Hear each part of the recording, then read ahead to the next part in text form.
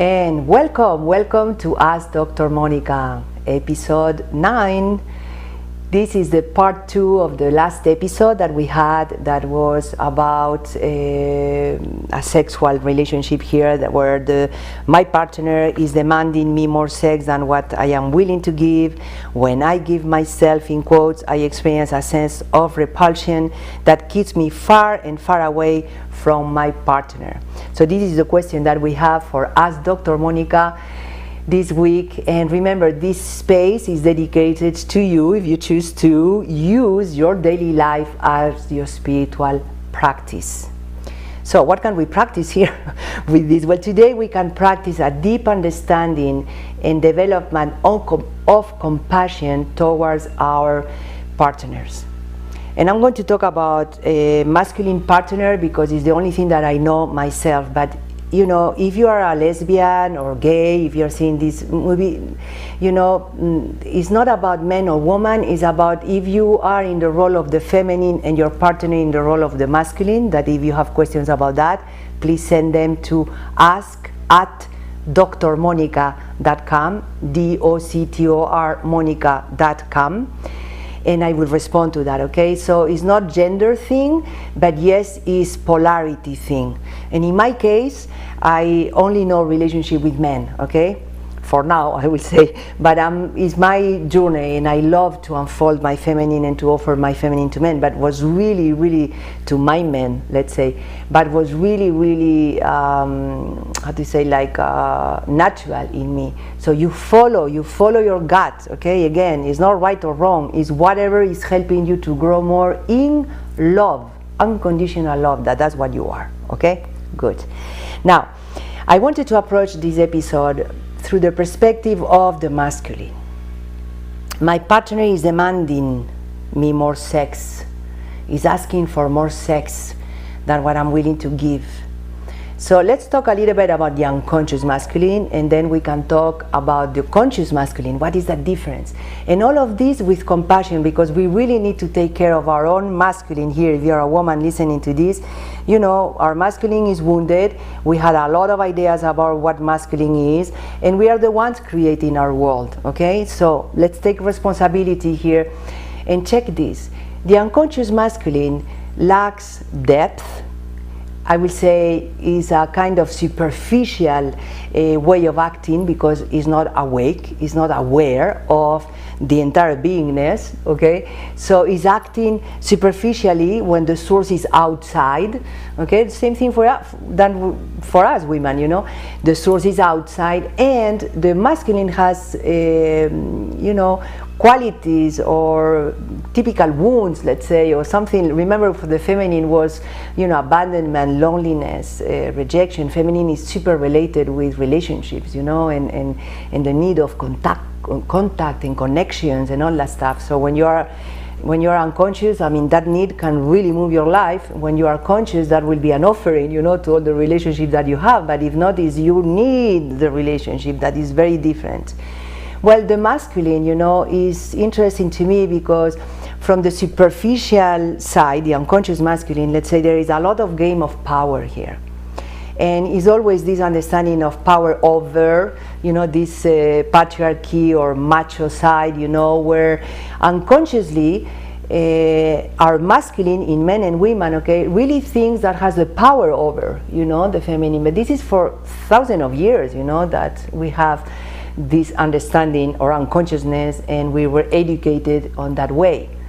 Now, from that being the truth, capital letters, I don't think so. But I want to feel compassion for that because men and women, or masculine and feminine in this case, we are awakening.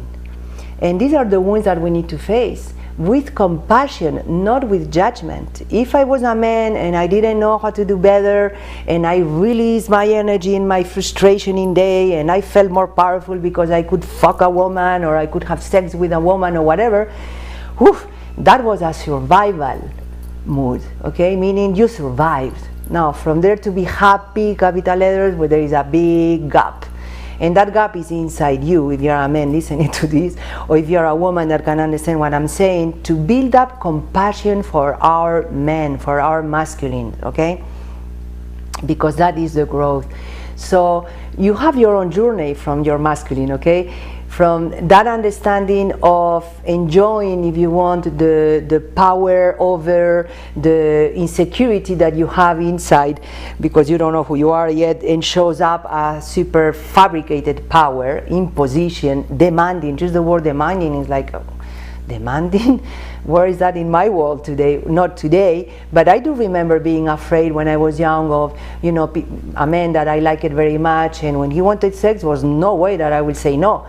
So what I'm saying is, like, we all know how to, you know, we all can understand where this experience come from and how they can feel, right?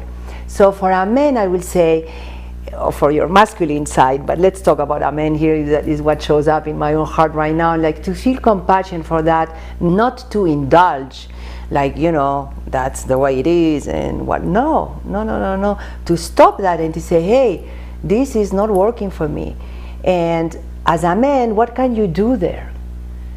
Can you offer something a little deeper to your woman?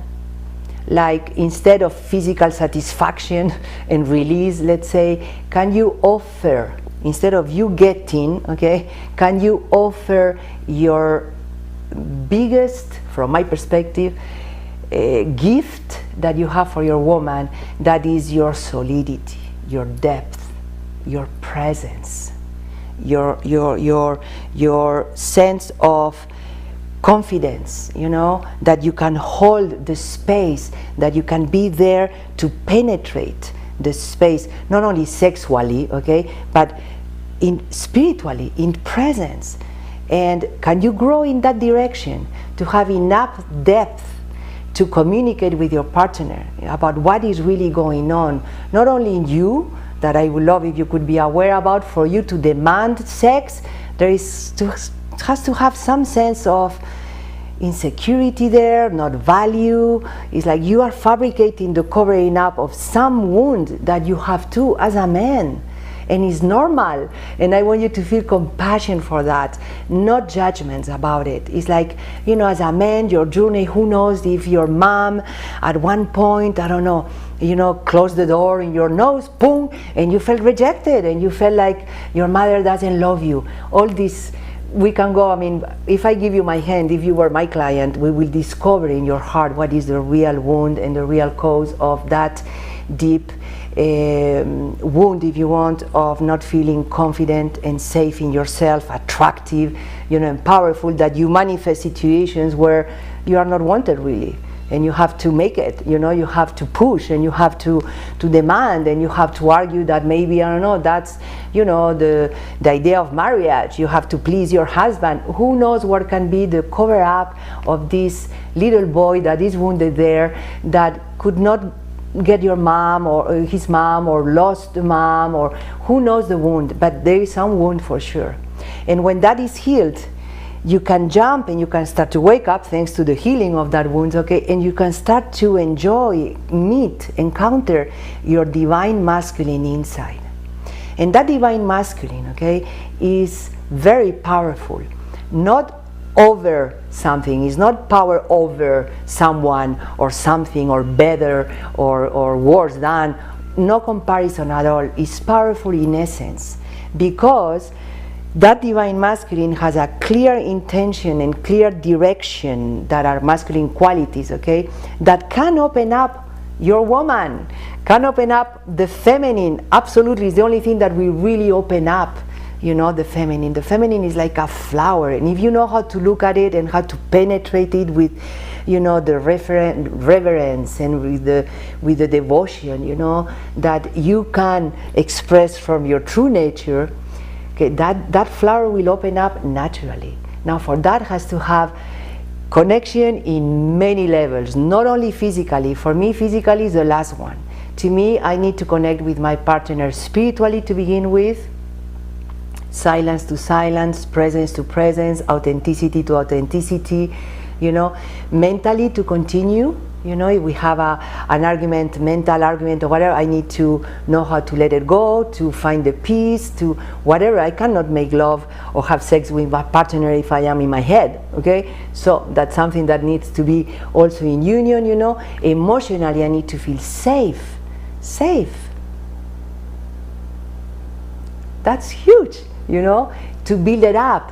And, you know, physically, I need to know what I like, what I don't, how, you know, how can I, you know, again, feel safe, I will say, you know, and to really allow the exploration and the discovery of that communion at that time. So we talk like big two different levels, you know, unconsciousness, understanding and compassion with the wound, all right, and then consciousness, that is a journey and unlimited, by the way. We will never arrive to an end, you know, of discovery of oneness and passion for life and sacredness and the divine. I mean, it's kind of unlimited, but let's see if we can learn how to enjoy the journey, okay, the journey from this little step to the next, and to acknowledge, I will say, that your intimacy as a man grows with you, so you have more to offer to your woman, and the same thing for the woman in this case. When you heal your wounds inside, when you know how to be intimate with yourself, you can engage in an intimate relationship with someone else. If you don't know how to be intimate with yourself, you are going to don't know how to be intimate with your partner. Can be intellectual intimacy, can be whatever, but not hard, relaxed, authenticity, spontaneous, safe, intimate relationship with your partner. We build that inside ourselves. Wow, this topic is powerful. I mean, you know, there is a lot that we can talk about it, but to don't get too general, I expect your questions and your comments so we can go forward in things that are important to you, okay? And remember to sign up under Dr. Monica, DOCTOR, Monica.com to get your worthiness kit, so you can build up this frequency of feeling worthy and valuable, to open yourself to you to begin with, so you can offer more of yourself to your partners, to your family, and to your world. Thank you so much for your attention, for your practice, your spiritual practice in your daily life, and have a wonderful week. I love you.